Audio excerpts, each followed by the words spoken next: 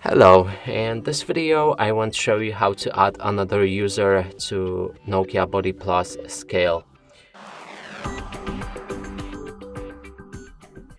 And to do this, first thing is to set up your scale inside this app. I've shown you previously on how to do that. Now let's click on the profile, scroll down, here you should find family and you can click on this plus button to add another user. Enter his first name, pick a gender,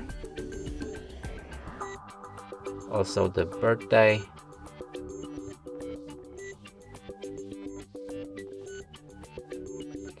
then click on next. You can set the height,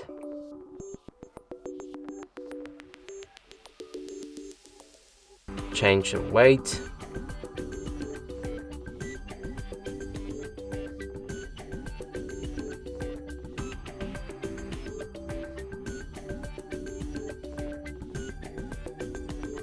I wonder what's the maximum weight.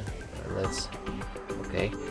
How can we reach G? You can enter his email right here and then everything should be set. And that's it for this video. Hope you like it. Please consider subscribing to our channel, leave a like and a comment below.